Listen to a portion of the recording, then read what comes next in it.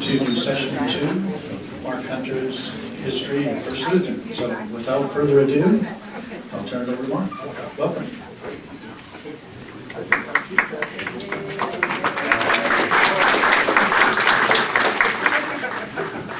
Okay, most important question. Can everybody hear me? Yeah. Okay, let me know if you can or cannot. I encourage you, if you did before the presentation, during or afterwards, we have some of you are here. How many of you were here last week on last Sunday? Oh my gosh. We have a few newcomers as well, so I'm going to review a little bit about what we talked about last week. Keep within the time before 11 as much as I can, because some of you might be going upstairs a little bit later. And I got some new information to supplement what we talked about last week. I remembered some of your questions, and then we'll certainly talk about getting into the history of this particular site right here, the third, First Lutheran Church. So, again, my name is Mark Stoffer Hunter, historian with the History Center. Absolutely pleased, so pleased to be here to help kind of kick off your 150th anniversary year. How exciting is that? What a great. And, you know, First Lutheran is so much tied into the history of Cedar Rapids itself, and your significant dates not too far away now. August 23rd, 2018 will be the date that you is acknowledged as the first date that you had a service in your first building at 3rd Avenue and 3rd Street. We'll kind of review some of those details as well. If you have a really pressing question during the presentation, feel free to raise your hand. Let me know. I'll try to answer it as best I can. I live and breathe this history all the time, and absolutely just giddy about talking about these things with you. So somebody asked me earlier, should we also talk about how they did snow removal back in the 1860s?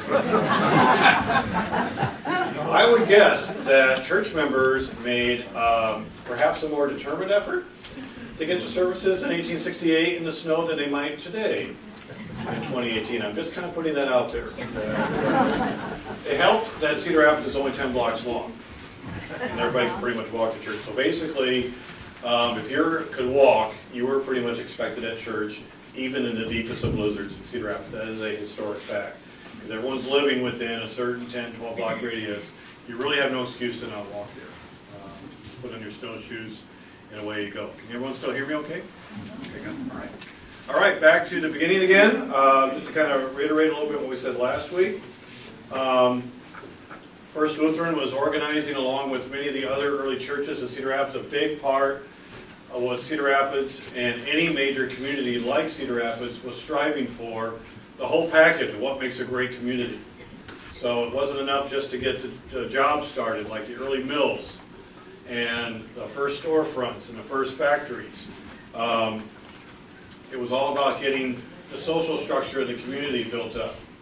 And that meant the education, the schools, the public schools, the private education institutions, the churches, the entertainment options for people and so forth. And as I mentioned last week, First Lutheran was not the first religious organization to start in Cedar Rapids. That title does go to the Methodists. What's now known as St. Paul's Methodist Church had the first official sermon in Cedar Rapids in 1844. And I heard it was from a boat in the Cedar River talking to people on the shore. That's what I heard. You don't have to do that today, so that's probably just be grateful for that. But you know, churches originally would organize and meet in people's homes and start their organization. That's what happened for First Lutheran here. So primarily Protestant groups really got started in Cedar Rapids in the early days. So Methodists, Presbyterians, the early Baptist church was already established by the time First Lutheran started their organizational meeting in the early part of 1868. Catholic Church had already started a little bit farther down the street. What we now know as Immaculate Conception had already begun at their first location down at 3rd Avenue and 7th Street.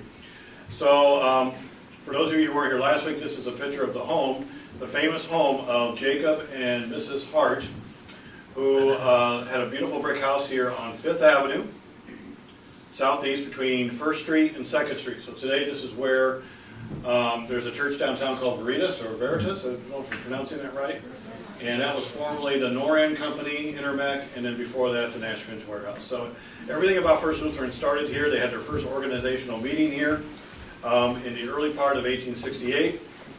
And the Harts were absolutely key and instrumental to getting this congregation started. In fact, this week, I did not show this last week, I have a picture of Mrs. Hart. There she is. I want you to remember this lady. It's important to note, this is for all of you women in the audience to understand this, that the men had many roles in the community with getting the infrastructure, the industry, the job base, the city services and so forth. But boy, the women really had a major role to play in getting both the religious faith and educational institutions started in this community. And Mrs. Jacob Hart was certainly no stranger to that. That is the latest fashion for hairstyle in the mid-19th century, so if anyone wants to bring that back, they can. But she looks very serious there in the photograph. And people always ask me, why do people look like this in the old photographs all the time? It's because of the method of how people took photographs. It took forever to sit in the studio and get the camera situation set up just right.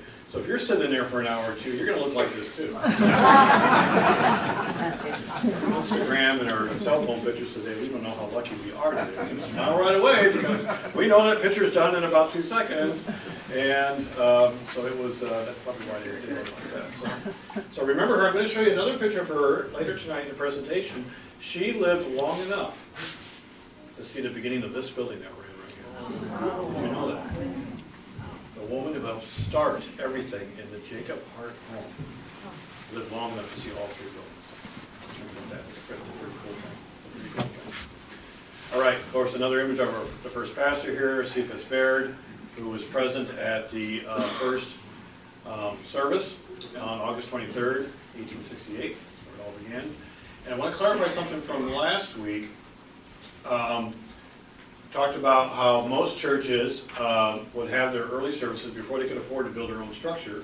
And many of the first Cedar Rapids churches were wood frame buildings. And that's kind of in conjunction with many of the first houses and the first factories and businesses were usually made out of wood, mostly because we didn't have the railroad here. And until that happened in 1859, it was really hard to get heavier and larger materials produced, like bricks and forming stone. I mean, once we got a railroad line to Stone City, all the Anamosa stone came in here just like that from Jones County. So many of the early churches were very modest. In some cases, some churches opted to wait until they knew the railroad got here, and then they could build up a very early substantial brick and or stone structure. And because many people opted to wait, they would often meet in the upper second or third floor of the early downtown storefront buildings that would have sort of like a social hall for rent up in either the back of the store on the main floor or up on the second floor or third floor. And so yes, Cedar Rapids did have a 3-story building as early as the 1840s, right where Cedar River Tower Apartments is now. It was called the Daniels Hall. Many of the early social and private secret societies met up there for a number of years, and so did many of the early churches. And I mentioned last week that I didn't think that First Lutheran did a lot of that, but they actually did a little bit, but not that much. You got to remember, they organized by the end of April 1868. The church was done in August. That's not very long, is it? You guys really got to it. You got your church built like right away. So that makes First Lutheran kind of unique, is that of all the earliest churches that started on the east side of the river, First Lutheran was the only one that got their first building built within a year, within half a year of their initial organization. And I think that's pretty impressive. So they did meet briefly at places like the earliest crude location of the YMCA. I wanted to clarify that. I did verify that. So they would meet wherever was available on a Sunday. You know, they would kind of, sometimes it would be people's homes, sometimes it would be, if it was nice weather, they might meet, you know, in a barn in the downtown area, or they might meet in a commercial building. But then they got to work on their first building. This is the early church directory that shows the listing, the first listing for the church ever, indicating its first location.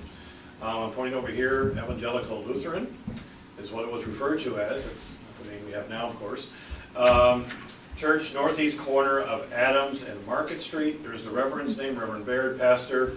Services 10:30 a.m. and 7:30 p.m. So we definitely read time now differently than we did that. I really love that. Adams and Market, just to get confusion away, all the streets that go roughly north and south were named after presidents for many, many years, with the exception of First Street. So that meant that Washington was called, is now Second Street. Third Street was once called Adams until the mid-1880s. So that means that we are on 3rd Street, First Lutheran, and Market was an early name for 3rd Avenue. So 3rd Avenue and 3rd Street was the original 1868 location and of the first of the Evangelical Lutheran Church. And here we have early Cedar Rapids at the time, drawn in 1868. Some of you may remember seeing this from last week. Just to get you oriented, this side of the river is the east side on the top of the picture. This is Mays Island down here in the Middle River. This is the First Avenue Bridge, no other bridge yet. This is the separate town of Kingston on the west side. Kingston was not part of Cedar Rapids yet. It later became West Cedar Rapids. Some of the earlier churches have already built large buildings. This is the First Presbyterian Church, the oldest intact structure of a church in Cedar Rapids. It's the same one that's there today. Their building, you're celebrating your 150th anniversary of the start of the Lutheran Church here in Cedar Rapids. First Presbyterian is celebrating this year the 150th anniversary of this actual building down at Green Square. That building's turning 150 this year. You can see where it was at the end of town. There's already a Catholic church down here a little bit farther at 3rd Avenue and 7th Street. And we have a church row down here on 3rd Street, which includes the Lutheran Church. Let's take a closer look at that again. Here is Green Square. That means 3rd Avenue is right along here, and there's our little church right there. 3rd Avenue and 3rd Street. Across the street is the old 2nd Presbyterian Church, later known as Westminster. Down here on 2nd Avenue, we have a large building here. That is the First Baptist Church, and over here, where many of us remember the Whitmer Senior Center, now the White Star Restaurant, is where the old original First Presbyterian Church.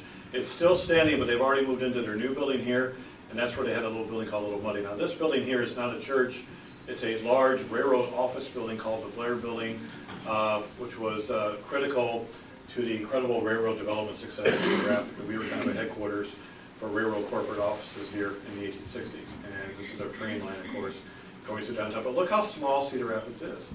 See what I mean? There's no excuse not to get to church on Sunday, right? Yeah. If you can't walk, then maybe we'll carry you or else.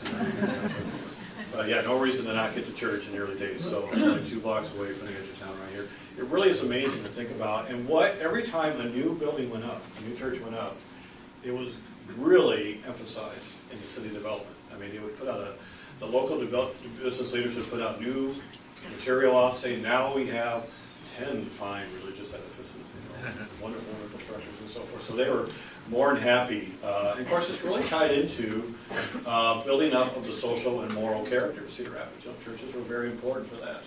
If you know anything about church history in general in America, this is very much a moral, says a lot about the community that you're living in.